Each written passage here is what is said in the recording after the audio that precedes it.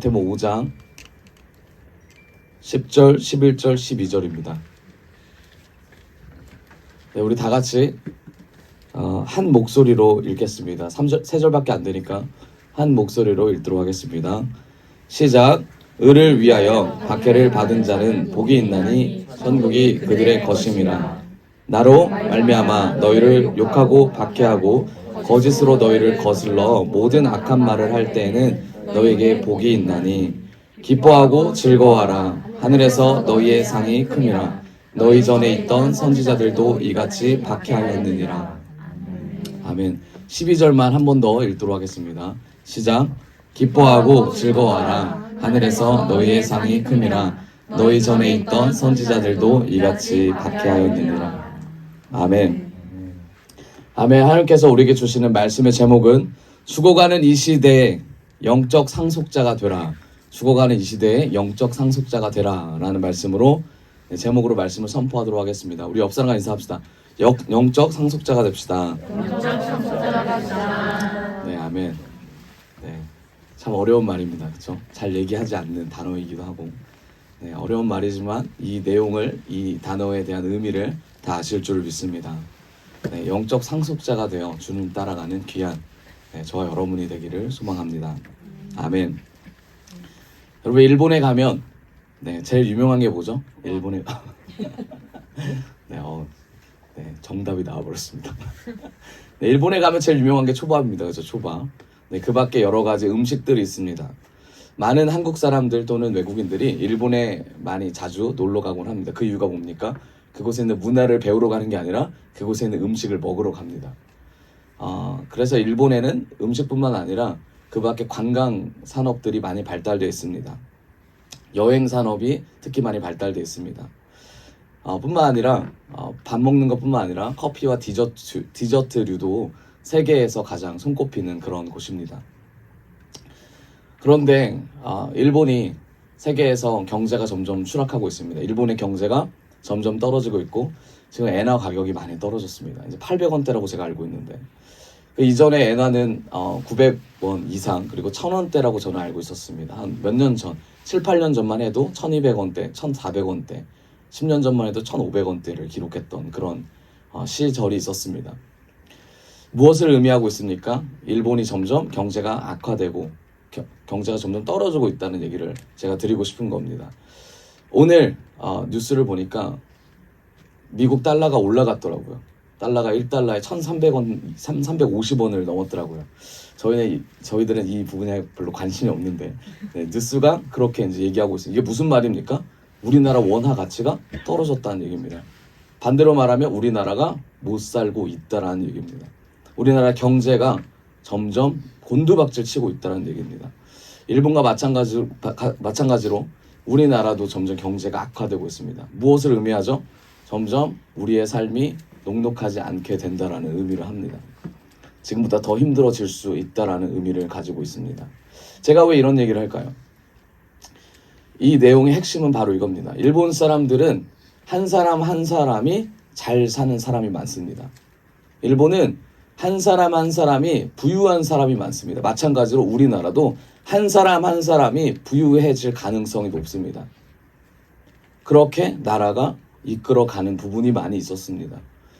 결과적으로 어떻게 됩니까? 나라는 가난해지고 우리 서민이라고 제가 서민이니까 서민이라고 하겠습니다. 저희들은 어떻게 됩니까? 점점 가난해지고 있습니다. 나라는 사람들, 우리 서민들을 잘 살게 해준다고 말하면서 어떻게 합니까? 돈을 풀고 눈에 보이는 걸 쥐어주면서 나라가 잘 산다라고 거짓말하고 있습니다. 제가 이 얘기를 드리는 건 나라를 나라를 붙잡고 있는 사람들이 어떤 생각을 갖고 나라를 운영하는지를 우리가 분별해야 될 줄 믿습니다. 그렇기 때문에 이 얘기를 드리는 겁니다. 여러분, 우리가 다 알죠, 그렇죠? 어떤 일이 일어나는지 알죠? 어떤 당이 그런 말을 하더라고요. 한 당이 당선이 되면 모든 사람에게 얼마씩 준다고 했죠? 25만 원씩 준다고 했습니다. 여러분 들어보셨습니까? 25만 원씩 준다고 했습니다. 우리나라가 지금 돈을 벌어서 경제를 지금 회복해도 물건을 팔아도 적자인 거 아세요? 아십니까? 지금 적자입니다. 물건을 팔아도 적자예요. 돈을 찍어내고 물건을 파는 그 순간 적자입니다. 공장을 돌리고 기계를 돌리고 사람을 쓰면 쓸수록 적자입니다. 그럼 어떻게 됩니까? 폐업을 하겠죠. 줄도산을 하겠죠. 줄도산을 막기 위해서 어떤 일이 일어나죠? 대출을 해주겠죠. 이전과 같이. 대출을 해주고 사람들이 도산을 할 수 있도록 또 이렇게 도움을 또 줄 겁니다. 살아나는 것 같아도 결국은 도산하게 됩니다. 이게 시스템이에요. 이런 시스템으로 갈 겁니다. 제가 이 얘기를 왜 자꾸 드리냐면 이런 현실과 이런 상황에서 그럼 우리는 어떻게 나아가야 될까? 이런 궁극적인 질문을 좀 던지고 싶습니다. 제가 한 어린이를 만났습니다. 중학교 1학년이었어요. 이 친구가 총선이 끝났습니다. 우리 교회 아이들은 아니었어요. 총선이 끝났는데 이 친구를 이제 지나가다 어떻게 하다 만났는데 물어봤습니다. 우리 어린이는 민주당, 당은 좀 얘기가 그렇고 어느 당이 더 좋습니까? 물어봤어요. 그랬더니 이 친구가 이제 한 당을 지지했어요. 그래서 제가 그 친구랑 대화를 하다가 거의 1시간 반, 2시간을 대화했어요. 우리나라의 역사부터 시작해서 그 친구한테 다 얘기했습니다. 제가 그 스토리를 보면서 이 친구가 받아들이는 내용을 보니까 뭐였냐면 우리가 알지 못하는구나. 우리가 삶을 제대로 알지 못하는구나. 우리가 어떻게 흘러가는지를 제대로 알지 못하는구나. 자, 제가 지금 우리의 지금 현재 상황을 얘기해 드렸습니다. 자, 그러면 하나님이 이 상황을 통해서 우리에게 원하시는 게 뭘까요? 이렇게 점점 경제가 어려워지고 힘들어지고 어떤 당이 득세하고 어떤 당이 또 이렇게 내려가고 하는 이 상황에서 뭐 누가 옳다라는 건 아닙니다. 하나님께서 우리에게 원하시는 게 뭘까? 이겁니다. 하나님께서 우리에게 원하시는 건 하나입니다. 뭐냐면 개인주의를 넘어서서 나를 넘어서서 옆 사람을 보고 나라를 보는 그 마음과 생각에 있다라는 거예요. 자, 아까 제가 앞에 일본을 말씀드렸어요. 일본은 개인주의가 발달한 나라입니다. 나라는 그렇게 관심 있지 않아요. 우리나라도 마찬가지예요. 개인의 자유가 더 중요합니다. 개인이 더 옳은 거예요. 그렇기 때문에 국가는 그렇게 중요하지 않아요. 여러분 잘 생각해 보십시오. 국가를 생각하는 사람들이 있습니다. 그리고 개인을 생각하는 사람이 있어요. 우리는 어디 쪽에 속했습니까? 하나님이 세우신 이 대한민국을 생각한다고 말하는 자들이, 생각하는 사람들이 많이 있습니다. 하지만 정작 그걸 보면 어디 쪽인지가 분명히 나뉘게 됩니다. 그러면 그리스도인들은 어떨까요? 그리스도인들은 여러분 하나님의 나라를 세운다고 말하면서 우리는 우리의 신앙만 세우고 있지 않을까요? 하나님의 나라를 쫓아간다고, 나를 변화시킨다고 말하면서 공동체를 무너뜨리고 있지는 않을까요? 교회에는 관심 없지 않을까요? 하나님의 나라는 관심 없지 않을까요? 저는 이 순리와 법칙이 교회에도 그리스도인에게도 똑같이 작용한다고 봅니다. 그럼 바꿔 말하면 뭡니까? 물질을 하나님께서 축복을 하신 자들에게는 반드시 나라를 위해서 또는 그 밖의 주변을 위해서 하나님의 나라를 확장을 위해서 저는 그렇게 써야 된다고 생각합니다. 그 밖에 하나님께 주신 달란트를 우리가 받았다면 그 달란트를 가지고 나만 위한 게 아니라, 나만 생각하는 것이 아니라 하나님의 나라 확장을 위해서 써야 된다고 생각합니다. 그게 하나님께서 우리에게 주시려고 하는, 그리고 우리에게 원하시는 의도라고 봅니다. 여러분 2000년 전에 예수님께서 돌아가셨습니다. 돌아가시는 이 과정에 그때 당시에 이런 상황이 없었을까요? 그때 당시에는 개인주의가 없었을까요? 이기적인 마음이 없었을까요? 그때 당시에는 예수님보다 자신을 더 중요하게 생각하는 사람이 없었을까요? 있었을 겁니다. 분명히 있었어요. 자신의 이데올로기, 자신의 관념과 개념이 더 중요하다고 생각하는 사람들이 너무나 많았던 시대였습니다. 마찬가지입니다. 그런데 그 시대에 누가 오셨습니까? 예수님께서 오셨어요. 그리고 예수님께서 말씀하신 게 뭡니까? 천국에 대해서 말씀하십니다. 하나님의 나라에 대해서 말씀하십니다. 그렇게 어렵고 암울한 그 시절에도 2000년 전에도 예수님께서 오셔서 천국에 대해서 말씀하신 것처럼 지금 이 시대에도 예수님께서 천국에 대해서 말씀하고 계십니다. 그럼 우리가 어떻게 반응해야 될까요? 어떻게 나아가야 될까요? 이게 오늘 우리에게 주시는 메시지입니다. 마태복음 4장을 보면 예수님께서 마귀의 시험을 이기십니다. 그리고 제자를 부르세요. 그럼 그 제자 중에 한 명 베드로에게 사람 낚는 어부가 되게 해주시겠다고 약속을 해주십니다. 그리고 나서 예수님께서는 회당에서 복음을 가르치십니다. 천국 복음을 전파하십니다. 그 사람들의 개념과 이념이 어떻든지 간에 예수님께서는 명확히 자기의 사명을 감당하십니다. 그리고 나서 백성들을 불러 모읍니다. 어떤 걸 하시냐면 그들의 필요를 충족시켜 주십니다. 그게 어떤 내용이냐면 그들의 병을 고쳐주시고요. 귀신을 없애주시고요. 간질이 들렸다면 다 처분해 주시고 중풍병자를 일으키십니다. 이게 예수님의 사역이었어요. 그때 당시 하나님의 나라를 전파하러 온 예수님이 왜 이들을 도와줬을까요? 왜 이들을 삶을 더 풍요롭고 풍족하게 하셨을까요? 왜 그랬냐면 이들에게도 복음의 메시지가 흘러가기를 원하셨기 때문입니다. 마찬가지예요. 우리의 삶이 녹록하지 않을 수 있다고 아까 말씀드렸습니다.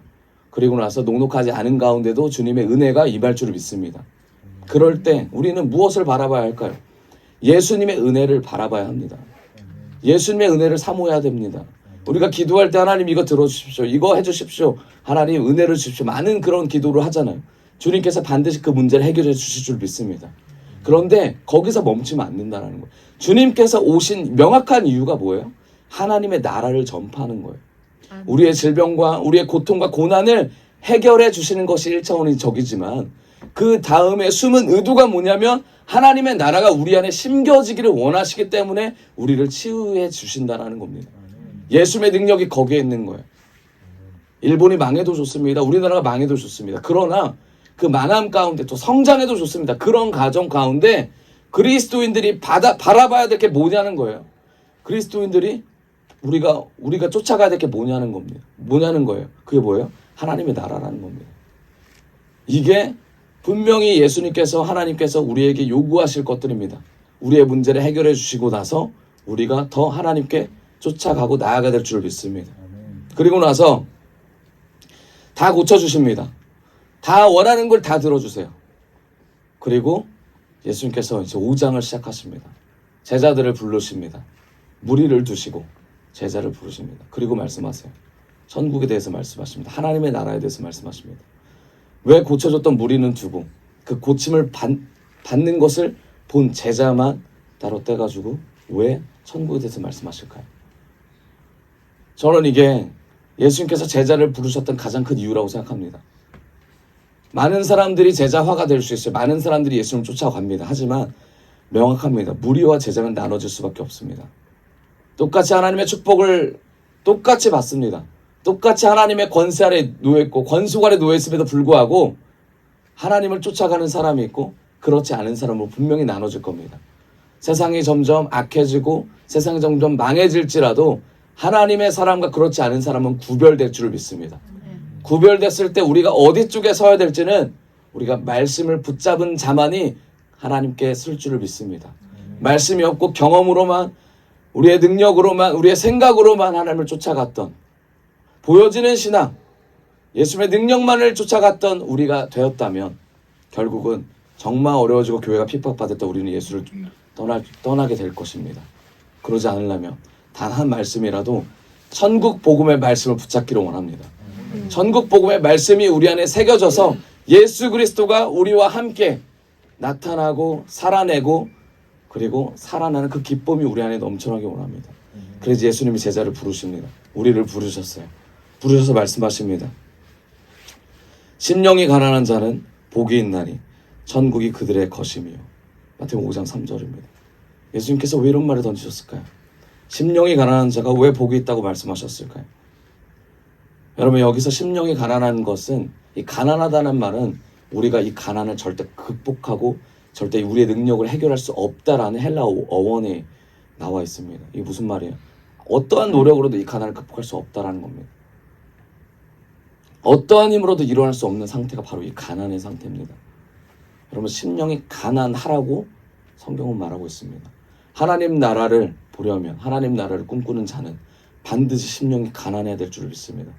이게 무슨 말이에요? 이 땅에서 하나님 나라가 임하지 않은 내 심령이 비통하고 힘들고 좌절이 쌓이고 하나님과 연결했을 때 삶이 녹록하지 않은 그 상황 가운데 어려움을 생각하는 그 마음가짐이 바로 어떤 마음이에요? 심령이 가난하다는 거예요. 여러분 주님이 우리 안에 임하기를 원합니다. 그런 자에게 천국이 임할 거라고 말씀하고 계십니다. 심령의 주님을 갈급하는 자, 심령의 주님밖에 없다고 고백하는 자, 입술로 고백하고 행위로 고백하고 쫓아가려고 노력하는 그 자에게 주님이 임할 줄을 믿습니다. 성령이 임할 줄을 믿습니다. 그러지 않는 자는 어떤 자들입니까? 내 능력대로, 내 방법대로, 내 생각대로 살고자 하는 영적 교만이 가득한 사람입니다. 우리가 하나님을 열망하고 우리 하나님께 돌이킨다라는 고백을 하는, 우리 입술에 고백하는 그 순간 우리의 교만이 벗겨질 줄을 믿습니다. 우리의 마음가짐이 달라질 줄을 믿습니다. 결국 뭡니까? 교만이라는 건 우리 삶에 하나님이 드러나지 않는 삶이에요. 그게 습관으로 누적되는 삶이 교만한 삶입니다. 심령이 가난하려면 이 교만이 무엇인지를 분별해야 될 줄 믿습니다. 교만이 오면 어떤 일을 합니까? 잠언 13장 10절입니다. 같이 읽도록 하겠습니다. 13장 10절 같이 읽겠습니다. 시작. 교만은 다툼을 일으킬 뿐이다. 충고를 듣는 자는 지혜로운 사람이다. 아멘. 하나님이 원하시는 삶은 바로 구체적인 삶은 이겁니다. 교만하지 않는 삶이에요. 심령이 가난해져서 충고를 듣고 지혜로운 삶을 살아가는 것. 어떤 충고입니까? 사람의 충고입니까? 아니에요. 하나님의 말씀의 충고입니다. 하나님의 말씀 가운데 굴복하는 것. 하나님 말씀을 들은 제가 살 수 있는 은혜를 주십시오. 이 고백을 하는 그 순간 우리의 심령 가운데 예수님이 찾아오실 줄 믿습니다. 천국을 바라보고 천국 가운데 우리가 거한다는 삶은 어떤 삶이에요? 바로 이 교만을 떨쳐버리는 순간부터 시작됩니다. 4절입니다. 같이 읽겠습니다. 시작. 애통하는 자는 복이 있나니 그들이 위로를 받을 것이요. 아멘. 애통하는 자는 어떤 사람입니까? 자기 슬픔이 무엇인지 아는 사람이 바로 애통하는 사람입니다. 이 애통하는 사람, 누구나 다 애통함을 가지고 있습니다. 하지만 이 애통함을 가지고 누구에게 애통함을 얘기할 겁니까? 예수님께서는 많은 사람들을, 제자들을 모아놓고 말씀하십니다. 천국이란 애통하는 자다. 그 애통이 뭐예요? 내가 죄인이라는 것을 고백하는 자가 바로 애통한 자예요. 내가 하나님과 멀어졌다는 것을 고백하는 사람, 이게 애통입니다. 저 사람이 잘못됐으니 저 사람 고쳐주십시오. 그게 아니라 하나님, 저와 하나님의 관계가 온전합니까? 저와 예수님의 관계가 정말 온전합니까? 제가 천국을 바라보는 자입니까? 제가 무엇을 쫓아가는 자입니까? 제 마음에 무엇이 있습니까? 이것을 볼 수 있는 사람, 그 사람이 바로 애통한 사람입니다. 그럼 이 애통한 사람이 어떤 사람입니까? 결과적으로 내가 주님과의 관계에서 어디가 막혀 있는지를 아는 사람, 내가 주님과의 관계에서 무엇이 끊어지고 무엇이 단절된지를 아는 사람이 애통한 사람입니다. 여러분, 애통한 사람이 되기를 원합니다. 애통한 자에게 주시는 위로가 바로 하나님입니다. 예수님입니다. 애통한 자에게 그 바로 위로는 예수님을 알게 하는 거예요. 네가 단절된 그 가운데 너에게 필요한 건 예수님이다. 네가 이렇게 힘들고 어려운 가운데 너에게 주실 건 예수님이다. 그 어떤 사람도 너와 함께 할 수 없지만 예수님이 너와 함께 한다. 이것이 바로 천국 백성의 삶이다. 이게 예수님이 제자들에게 말씀하시는 내용입니다. 이게 우리에게 말씀하시는 내용이죠. 그 어떠한 상황에서도 우리가 예수님을 알기를 원합니다. 그리고 우리 자신을 알아서 예수님과 우리가 무엇이 끊어지고 있는지, 단절되고 있는지를 알기 원합니다. 여러분, 수없이 많은 사람들이 나라를 생각한다고 말을 합니다. 그런데 우리 국민들이, 그리고 많은 기독교인들이 대한민국을 생각한다고 외치지만 정작 하나님 나라는 관심 없는 사람들이 많이 있습니다. 하나님 나라에 관심을 갖기를 원합니다. 하나님 나라가 우리를 통해서 이 땅에 세워지길 원합니다. 그럼 우리의 삶이 변하겠죠. 우리의 삶이 바꾸려고 하겠죠. 가정에서 바꾸려고 하겠죠. 하나님과의 관계에서 아무도 보지 않는 그 순간에 바뀌려고 하겠죠. 그게 하나님의 나라를 생각하는 사람이 행하는 행동들이에요. 밖으로는 대외적으로는 외치면서 속으로는 그렇지 않은 삶을 우리가 너무 많이 살잖아요. 너무 많잖아요. 상대방을 어떻게 하면 무너뜨릴까? 상대방을 어떻게 하면 내리깔까? 어떻게 하면 내가 올라갈까? 어떻게 하면 내가 이 땅에서 잘 먹고 잘 살까? 이런 고민을 할 수밖에 없어요. 왜요? 그 인간이에요. 인간일 수밖에 없습니다. 그런 고민을 하지 않는 것은 인간이 아니에요. 그럼 어떻게 합니까? 그런 고민을 하고 있는 내가 주님과 어떻게 단절이 되는지를 점검해 보셔야죠. 점검해 보시기 원합니다. 점검해 봤으면 좋겠어요.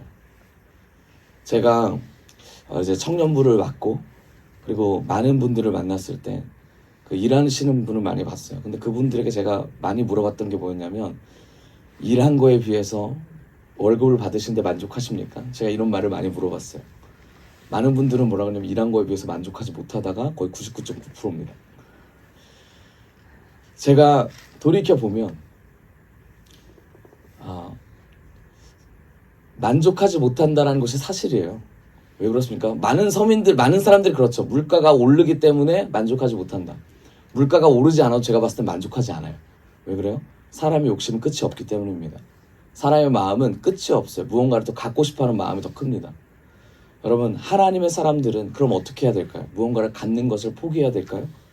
어떻게 해야 됩니까? 무언가를 갖는 것이 욕심이라고 하면, 이기적이라는 거라고 하면 포기해야 될까요? 우리는 포기라는 단어를 쉽게 씁니다. 그럼 정말 포기해야 될까요? 이런 고민을 좀 우리가 했으면 좋겠어요. 다른 사람이 먼저 승진하도록 박수 쳐줘야 될까요? 나보고 회사 나가라 그러면 예 알겠습니다. 저 사람을 드리고 제가 나가겠습니다. 그럼 우리가 어디까지 용인하고 어디까지 우리가 포기를 해야 될까요? 기독교인들, 많은 크리스천들 이 부분을 많이 몰라요. 여기를 많이 넘어갑니다. 가정 안에서 어느 부분까지 목소리를 내야 되고 어디까지 목소리를 내지 말아야 될까요? 어디까지 해야 될까요? 참 이게 선이 없어요. 그렇죠? 여러분, 한 가지 확실한 건 뭐냐면 우리의 삶에서 목소리를 낼 때 예수가 나온다면 목소리를 끝까지 내십시오. 그리고 우리가 목소리를 내지 않을 때 예수가 또 나온다면 끝까지 목소리를 내지 마십시오. 결국 뭐예요? 우리의 삶에서 예수가 나오는 것에 집중하셔야 됩니다. 그런 자가 바로 하나님 나라의 확장에 이바지하는 자들입니다. 애통하는 자는 아까 말씀드렸듯이 나를 하나님과 관계 가운데 하는 자입니다. 하나님 앞에서 나를 바라보는 자예요. 나를 바라보는 자. 자, 5장 5절입니다. 온유한 자는 복이 있나니 그들이 땅을 기업으로 받을 것이며. 자, 온유한 자는 어떤 자입니까? 온유한 자는 어떤 자입니까? 자신을 부당하게 생각하는 자를 용서하라는 말입니다. 온유한 자. 온유한 자. 이게 누구예요? 대표적으로 예수님이죠. 십자가에 계신 예수님, 달리신 예수님께서 보여주셨던 말입니다. 신앙이 높다고 높지 않은 사람을 깔보거나, 돈이 많다고 돈 없는 사람을 깔보거나, 말 못하는 사람을 없인 여기거나 등등등 하나님이 주신 특별함으로 사용하지 않고 내가 더 특별하니 너는 별로다라고 말하는 그 마음가짐, 이 모든 것이 온유한 자가 가지지 않는 것들입니다. 그럼 어떻게 해야 됩니까?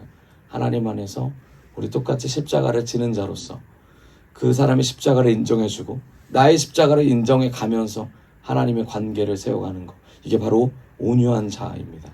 그런 자가 어떤 자입니까? 주 앞에 복을 받는 자라고 되어 있습니다. 신앙이 높다고 높지 않은 사람 비난과 지적만 하면 결국 상대방을 세울 수가 없습니다. 무엇을 얘기하는 겁니까? 온유한 자는 결국 사람을 세우는 데까지 갑니다. 내가 온유함을 가졌다면 내 가정을 세우고 내 자신을 세우고 하나님의 사람들을 세울 줄 믿습니다. 그런 자들이 그리스도인이 되어야 되고 교회에 넘쳐나야 됩니다. 그래야 교회가 세워지고 나라가 세워질 줄 믿습니다. 하나님의 나라가 세워진다라는 건 내가 온유한 자가 된다는 얘기입니다. 온유한 자는 내 십자가와 상대방의 십자가를 명확히 보며 예수 그리스도를 기억하는 자가 바로 온유한 자입니다. 온유한 자의 마음엔 어떤 마음이 듭니까? 내가 온유하니까 내가 너를 용서해 줄 게가 아니라 나의 온유함이 중요한 게 아니라 상대방을 향한 이 마음이 넓어지는 사람입니다. 그래서 어떻게 돼요? 주변에 사람들이 따르게 될 것입니다. 주변에 하나님을 보게 되는 사람이 많아질 거고 어떤 말을 하든지 간에 그 사람의 말을 들을 겁니다. 그럼 돌이켜봐야죠. 내가 말할 때 옆 사람이 내 말을 듣는가 아닌가 생각해봐야죠. 나는 그럼 온유한 자인가 아닌가를 체크해 볼 수 있습니다. 여러분, 그런 자에게 뭘 주신대요? 온유한 자에게 기업을 주신다고 되어 있습니다. 기업을 주신다. 여러분, 기업을 받고 싶지 않으세요? 네, 온유한 자가 되길 원합니다. 하나님께서 땅을 주시고 그리고 사람을 주신다는 얘기입니다. 온유한 자. 이게 영적으로 상속을 받는 자들이 누리는 기쁨입니다. 여러분, 이 땅에 우리가 주어진 것에만 만족하는 것이 아니라 주님이 반드시 주어 주실 것이 있습니다. 반드시 우리에게 이끌 것, 반드시 우리에게 주신 것들이 있습니다. 그것을 보기를 원합니다. 천국이라는 게 이런 거예요. 천국을 소망하는 자들이 받을 것이 이것입니다. 바로 기업입니다. 이런 자들에게는 어떤 걸 줍니까? 이런 자들에게는 사람도 주고 땅도 줍니다. 이게 무슨 말이에요? 물질을 주신다라는 거예요. 온유한 자, 하나님의 나라를 품은 자, 하나님의 사람으로 거듭나려고 노력하는 자, 사람을 세우려고 하는 자, 나를 세우려고 하는 자, 하나님 안에서 그런 자에겐 하나님께서 이 땅의 축복을 부어주실 줄 믿습니다. 왜 부어주십니까? 물질을 아무리 부어줘도 그 사람은 하나님을 의지하면서 나아가기 때문입니다. 물질을 아무리 부어주고 사람을 아무리 붙여줘도 그 사람은 하나님의 사람으로 키울 것이기 때문입니다. 그런 사람에게 하나님은 반드시 축복해 주심을 믿습니다. 여러분, 우리가 온유함을 사모하길 원해요. 우리 옆 사람과 인사합시다. 온유함을 사모합시다. 온유함을 사모하는 귀한 저와 여러분 되길 원합니다. 네, 마태복음 5장 6절입니다. 의에 줄이고 목마른 자는 복이 있나니 그들을 배부를 것이며. 여기서 의는 하나님의 일하심과 하나님의 뜻입니다. 아멘. 잘 알고 있죠. 하나님의 일하심, 하나님의 뜻. 하나님의 일하심과 하나님의 뜻은 뭡니까? 나에게 비춰주신 하나님의 의가 하나님의 비전으로 나타나는 거예요. 우리 모두 다 하나님의 비전을 갖고 계시잖아요. 하나님의 비전을 품으셨잖아요. 이 비전이 하나님 안에서 이루어질 줄 믿습니다. 이 기대를 하시는 분은 반드시 이루어질 것입니다. 이 기대가 없다면 오늘 이 시간 이 기대를 하나님께 구하기를 원합니다. 하나님, 저를 위해서, 저에게 주신 하나님의 나라 확장을 위해서 주신 비전이 무엇입니까? 하나님, 저의 인생을 통해 하나님 말씀하고자 하는 게 무엇입니까? 이 고백을 우리가 하나님께 올려드렸으면 좋겠습니다. 이게 바로 의에 줄이고 목마른 사람입니다. 예수님이 마귀에게 시험을 아까 받으셨다고 말씀드렸습니다. 마귀에게 시험을 받을 때 마귀가 예수님께 찾아옵니다. 돌로 떡을 만들라고 말을 합니다. 예수님께서 뭐라고 하십니까? 신명기 말씀을 통하여 사람이 떡으로 살 것이 아니고 하나님의 입에서 나오는 말씀으로 산다고 말씀하십니다. 무슨 말이에요?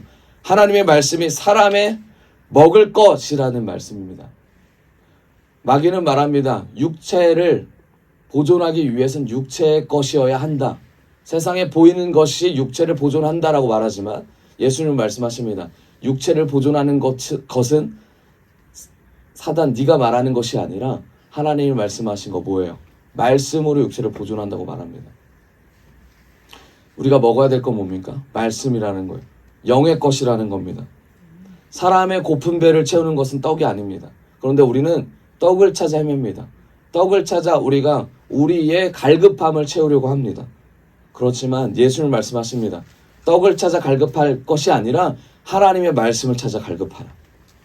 육신의 배고픔에 끝나는 것이 아니라 그 너머에는 영적 갈급함으로 오는 것이다. 영적 갈급함이 채워지길 원합니다. 여러분, 우리에게 주어진 상황들이 있습니다. 분명히 갈급하실 것입니다. 이 갈급함을 우리 예수님의 말씀으로 채워지길 원합니다. 결국 하나님의 은은 사람에게 주신 하나님의 뜻이 이루어지는 것입니다. 요한복음 4장에 수가성 여인에게 말씀하십니다. 네가 내게 물을 달라고 하는 이가 누구인지를 알면 내 속에 생수의 강이 넘쳐서 다시는 목마르지 않을 것이라고 말씀하십니다. 예수님을 아는 것이 바로 목마름을 해결할 수 있는 방법입니다.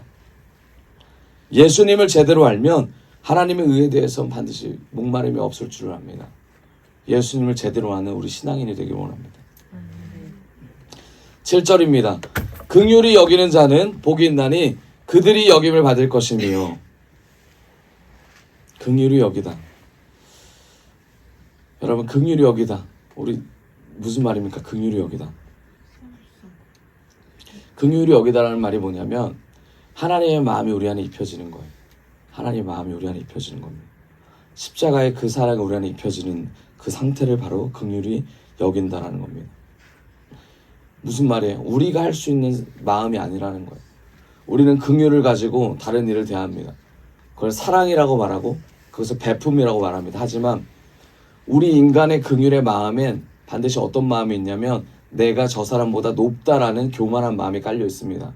내가 저 사람을 품을 수 있다라는 교만한 마음이 깔려 있습니다. 하지만 긍휼한 마음으로 상대를 대할 때 어떤 마음이 깔려야 되냐면 내가 저 사람보다 못하다라는 마음이 깔려 있어야 돼요. 저 사람이 나보다 옳다. 저 사람이 나보다 높다. 저 사람이 나보다 괜찮은 사람이다. 라는 마음으로 상대방과 교통하고 상대방과 대화를 하려고 하는 것이 바로 긍휼한 마음으로 시작하는 것입니다. 여러분, 그럼 어떤 마음이 들어갑니까? 어린아이가 나이가 든 노인에게 긍휼한 마음을 대할 수 있습니다.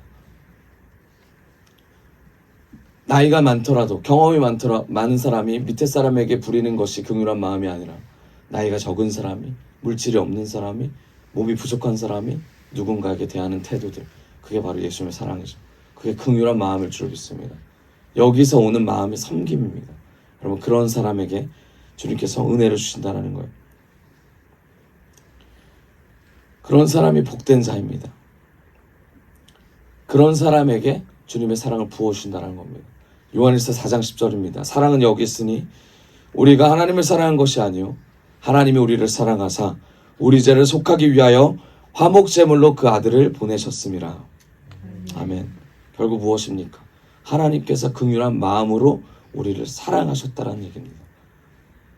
이 사랑은 우리가 할 수 없는 사랑입니다. 하나님께서 하셔야지만 우리가 그 사랑을 알 수 있습니다. 그 사랑을 가지고 나아갈 수 있습니다. 요한일서 4장 11절 한번 읽어봅시다. 시작. 사랑하는 자들아, 하나님이 이같이 우리를 사랑하셨은즉 우리도 서로 사랑하는 것이 마땅하도다. 아멘. 12절입니다. 시작.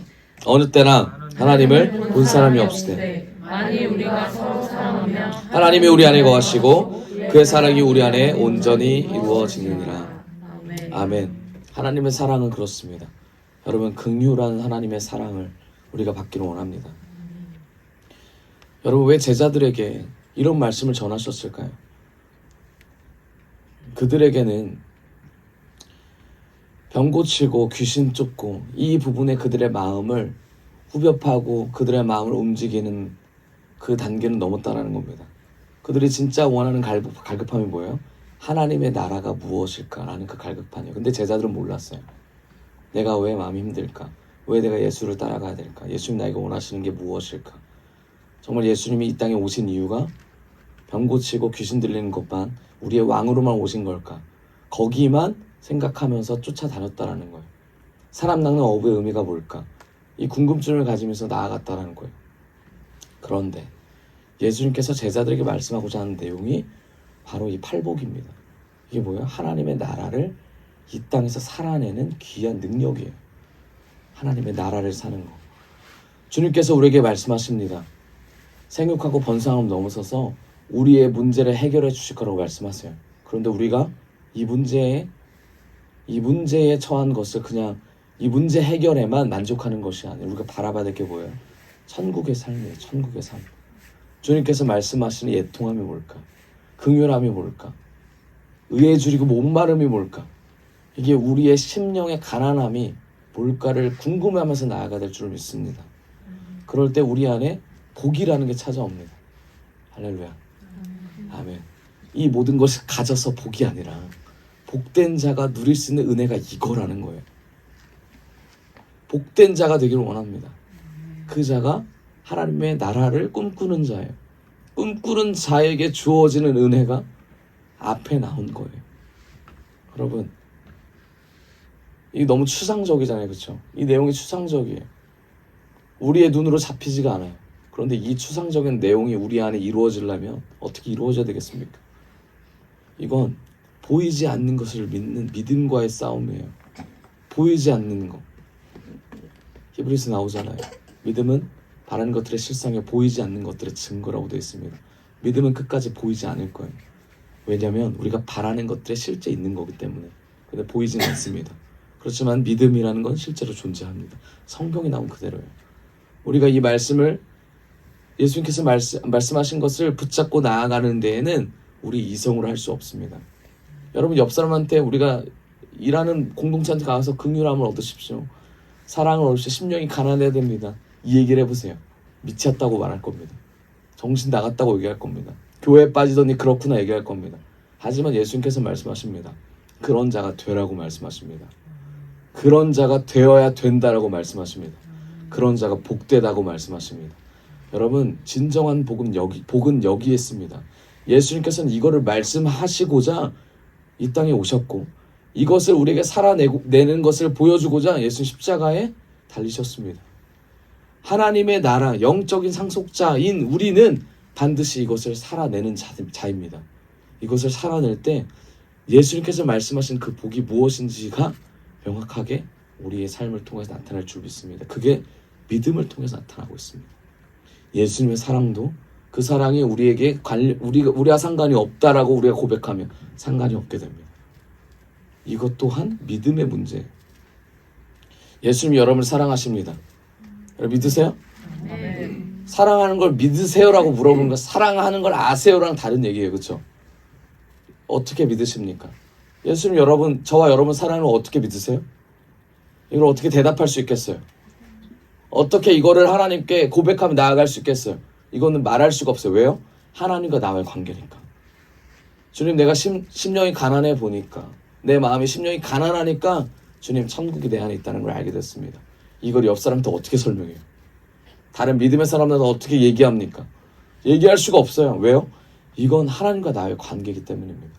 그렇기 때문에 여러분, 주님과의 관계를 쌓으십시오. 애통해지십시오. 믿음이 성장할 줄을 믿습니다. 믿음이 커질 줄을 믿습니다. 믿음이 커짐과 동시에 어떤 일이 일어납니까? 예수님과 더 가까워질 것입니다. 예수님과 친밀해질 겁니다. 천국이 우리의 것이 될 것입니다. 천국을 바라보게 될 것입니다. 죽어가는 이 세상, 멸망하는 이 세상 가운데 우리가 누구를 보게 될 거예요? 다시 오실 예수님을 보게 될 거예요. 믿음으로 보게 될 거예요. 죽어가는 이 세상에 우리는 죽을 겁니다. 우리는 핍박받을 거예요. 박해받을 겁니다. 반드시 우리는 살아남지 않게 되는 순간이 있게 될 거예요. 그런데 그게 왜 희망이에요? 예수님이 오시니까요.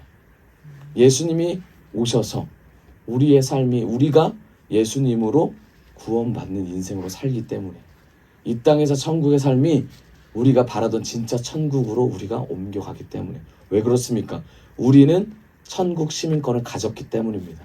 그게 믿음을 통하여 천국 시민권을 가지게 된 겁니다. 그 믿음은 예수 그리스도를 믿는 믿음입니다. 그 믿음은 예수님이 주신 은혜입니다.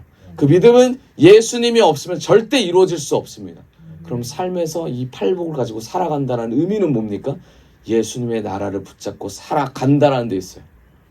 예수님의 나라를 꿈꾸는 자들만이 이 팔복에 관심 있는 거예요. 그렇지 않은 자들은 관심 없어요. 그렇지 않은 자들은 나라가 망하든 내가 돈을 많이 벌든 돈이 없든 한순간 한순간 원망하면서 비판하면서 그리고 또 그 순간에 만족하면서 그냥 살아가게 됩니다. 전혀 하나님의 나라에 관심 없습니다. 전혀 하나님의 뜻엔 관심 없습니다. 의에 줄이고 목마르는 것에 관심 없어요. 심령이 가난한 거 다른 사람 얘기입니다. 천국이 우리의 것인 거 필요 없어요. 천국보다 지금 눈앞에 있는 것이 필요하기 때문입니다. 기업 물을 자가 되십시오. 하나님의 사람들을 훈련시키는 데에 최선을 다하십시오. 내가 훈련받는 데에 하나님의 나라를 세우는 데에 최선을 다하십시오. 그런 자가 하나님의 사람입니다. 할렐루야. 믿음을 가진 자, 그런 자가 누굽니까? 경건한 자예요. 믿음을 가진 자, 경건으로 살아내는 자예요. 그 경건한 자가 디모데전서 2장입니다. 말을 아끼는 자예요. 할 말이 죽는 자입니다. 말에 실수가 없는 자. 습관이 주님 앞에 가려고 하는 자. 하나님 주시는 이 육신을 하나님 다스리려고 노력하는 자. 이런 사람이 경건한 자예요. 말을 바꿀 수 있겠습니까? 그럼 말을 바꿀 수가 없어요. 왜요? 그건 우리의 정체성이기 때문이에요. 쉽게 못 바꿔요. 우리의 행동을 바꿀 수 있겠어요? 못 바꿔요. 왜 그래요? 우리의 죄성이기 때문입니다. 우리의 인격을 바꿀 수 있겠습니까? 절대 못 바꿔요. 왜요? 바꿀 생각이 없기 때문이에요. 그런데 예수님을 통해서는 바뀔 수 있습니다. 예수님을 생각하고 천국을 바라보는 그 순간 우리 안에 예수님의 마음이 품어지고 그 긍휼한 마음이 들어오고 예수님께 초점 맞추는 그 순간 우리가 말이 바뀌게 됩니다. 왜요? 예수님이 바꿔주시니까. 그러면 나의 원래 자아와 예수님이 주시는 그 말씀과 분명히 부닥침의 관계가 생깁니다. 그럼 어떻게 됩니까? 스크래치가 나요. 내 마음이 찢어져요. 난 하고 싶지 않은데 해야 돼요. 왜요? 내 마음의 양심이 움직이니까. 내 마음에 성령님이 감동을 주시니까 계속 그 마음을 계속 쌓아갑니다. 이게 선한 싸움입니다. 믿음의 선한 싸움을 하라는 말이 바로 그거예요. 믿음의 선한 싸움을 하는 자들이 바라봐야 될 게 뭐예요? 표대를 바라보며 나아가는 자들입니다. 표대가 뭡니까? 예수님의 말씀입니다. 하나님의 나라예요. 천국이에요. 그런 자만이 싸움을 할 수 있어요. 그런 자만이 싸움을 해서 승리를 할 수 있어요. 승리해서 얻는 것이 뭐예요? 예수 그리스도예요. 승리해서 얻는 게 뭐예요? 믿음이에요. 승리해서 얻는 게 뭐예요? 내가 이것밖에 안 되구나 하는 그 마음입니다. 애통하는 마음을 얻게 될 거예요. 여러분, 애통하는 마음이 그냥 생기지 않습니다. 싸움을 통해서 승리한 자에게 반드시 애통함이 생기게 될 거예요. 예수님을 좀 알아가는 그런 귀한 시간 됐으면 좋겠어요. 예수님을 알기 원합니다. 예수님이 그거를 우리에게 요구하세요. 나를 알아라. 나를 알아라. 그래서 말하잖아요. 죄는 뭐예요? 진짜 죄는 예수를 알지 못하는 게 진짜 죄예요. 요한복음 말씀에 있죠. 죄는 예수를 알지 못하고 삶을 그냥 살아가는 사람이에요. 변하지 않는 인격을 붙잡는 거고요. 변하지 않는 말을 붙잡는 거예요. 그게 예수님과 상관없는 인생이에요. 그게 영적인 상속자랑 상관이 없어요. 그런 사람들이 우리의 옛 자아잖아요. 이제 우리는 새 사람이 돼서 나아가잖아요. 결국 하나님께서 말씀하고자 하는 게 뭐예요? 영적인 얘기예요. 천국에 보이지 않는 것을 붙잡고 나아가는 인생. 마음이 청결한 자가 되기를 원합니다. 마태복음 5장 9절입니다. 화평하는 자는 복이 있나니 그들이 하나님의 아들이라 일컬음을 받을 것이며. 결국 뭐예요? 결국 예수께서 말씀하고자 하는 내용입니다. 하나님의 아들이라 일컬음을 받는 것까지 가는 거예요. 천국을 소유하고 주님 앞에 기업을 묻고 나서 한 단계 한 단계 넘어가는 그 순간 하나님의 아들이ram을 일컬음을 받게 됩니다. 화평은 어떤 얘기입니까? 어떤 얘기예요? 같은 사고를 가진 자들의 모임입니다. 이게 무슨 말이에요? 하나님의 말씀 안에 우리가 그 말씀으로 나누는 사람들, 그거 화평한 자들이에요. 내 주장이 옳다고 말하는 순간 화평이 깨집니다. 말씀에 굴복하고 그 말씀을 서로 나누면서 말씀 앞에 굴복하는 자세를 취하는 그 순간 예수님이 드러날 줄 믿습니다. 공동체에서 이게 돼야 돼요. 내가 옳다, 네가 그러다, 이 말을 하는 순간 화평이 깨집니다. 그러면 하나님의 아들의 일컬음을 받을 수가 없습니다. 화평이라는 건 하나님, 제가 너무나 부족합니다. 하지만 하나님께서 세운 저 사람을 보면서 제가 조금 높아진 것 같지만 저 사람을 제가 인정하겠습니다. 하나님, 이 공동체 안에서 제가 더 낮아질 수 있도록 은혜를 주십시오. 예수의 자녀 되겠습니다. 이 고백이 우리 안에 나만 있는 게 아니라 이 고백이 입으로 흘러나와야 될 줄 믿습니다. 그 흘러나오는 그 순간 자녀됨이 우리에게 임할 줄을 믿습니다. 이게 바로 예수님께서 제자들에게 하신 말씀입니다. 화평의 은혜를 주실 것입니다. 하나님의 아들이라 일컬음을 받을 것입니다. 하나님의 아들의 일컬음을 받는 그 순간 우리는 자존심을 버리고 우리가 좀 낮아졌다고 생각하지만 하나님의 일컬음을 받은 순간 어마어마한 일이 일어납니다. 하나님의 자녀된 권속에 들어가게 됩니다.